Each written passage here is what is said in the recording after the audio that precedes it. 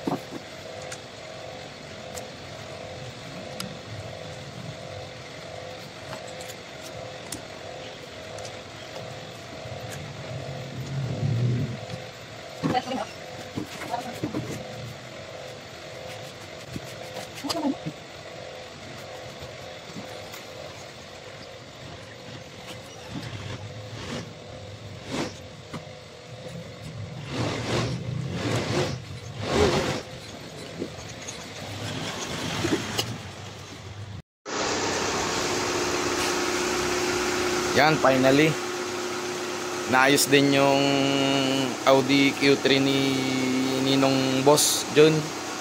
Yan, ang problema nito ay ayaw na mag-start, tapos yung TCM nya nasira. Bali inabot to ng sa akin, ginagawa ko ng 1 taon. Kung siguro nag-isip-isip ako doon, mga 9 na buwan, hanggang sa halos hindi ko na, parang aayaw na ako. Buti na lang yung sininong John, hindi pa rin siya sumuko. Hinilit niya pa rin akong gawin ko. Hindi pa rin siya sumuko sa ayusin to. Bali gumastos siguro dito si boss ng nasa mga 280,000 ang gastos dito, kasi nakarami kami ng TCM. Ito, bumili kami ito sa TCM, ball body buo, isa ulit TCM. Ito, ball body na to, buo to.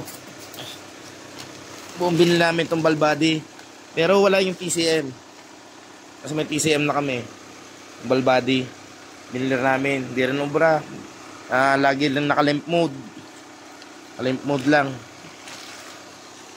Then bali nabil namin dalawang TCM, isang ball body. Yun. Tapos nasira din pa lang nito, computer box. Nagpalit din kami ng computer box nito. Yung computer box in-order ko pa sa UK. Then sa UK ko na rin pina-program. Yun yung dinala sa akin dito. Program na yung luma niyang ECU, pinadala ko sa UK, then pinoprogram nila doon. Tapos pinadala sa akin yung bagong program na TCM, ECM na program na binigay sa akin, na nagalagay sa akin. Bali nag-swap kami ng ECU. Yun. Yung ECU yung pinadala ko sa kanila, kinuha nila yung program doon. Then nilagay nila sa isang ECU. Tapos pinadala sa akin. Sila na yung nag-program. Tapos yung TCM naman, yung transmission control module, pag binili ko, pinoprogram na rin nila. Sila na rin magpo-program. Bali, bin-number lang yung binibigay ko. Yun. Tapos, nasa 280 ang nagastos ni boss. Ni Ninong. Ako naman, ang nagastos ko dito ay siguro ay nasa 150 o 180,000. Gawa nito. Sa 180, kasi bumili rin ako ng isang TCM eh. Bali ito, nabili ko. Scanner. Ito ay X431 launch. ECU programming. Tapos itong X-Tools. Scanner. Ano ito? D9S Pro. Saka itong Ansel. X7 X Pro. Yan, yung mga nabili ko. Dahil dito gagamitin ko dito. Pero magagamit ko rin naman sa ibang ano yon, sa ibang sasakyan, kaya walang problema, ayos lang sa akin. Kaya lang dapat hindi ako bibili nung ganon kasi may scanner na ako eh. Ayun daw kayang mag-program, online program ng Audi, yung X-Tools. Kaya binili ko kahit medyo masakit, mahal. Nasa kulang-kulang 100,000 bili ko doon. Ayan, tapos yan, ito na. Nadali rin namin huling bili namin na ng TCU ulit. Bumili kami ng isang TCU. Buti na lang nagkaigi. Ito na yun. Ito na yung TCU. Ito. Dati kasi nagbi-blink yan. Yan, nagbi-blink. No, ngayon hindi na. Pag dinrive ko, park, reverse, yan. Hindi na siya nagbi-blink. Okay na.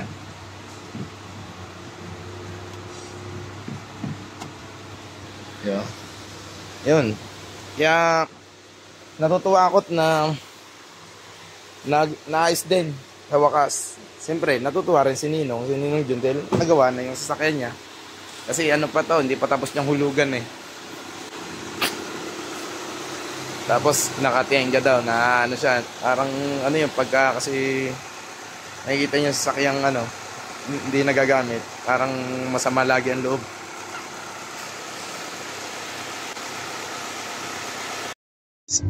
Yeah, road test ko na itong Audi ni boss. Yun yung June. Natin kung mag-change na ng gear. Pa rin.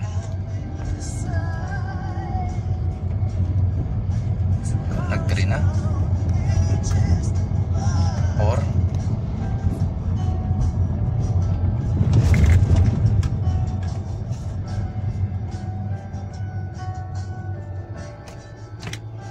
balik sa to. Ano?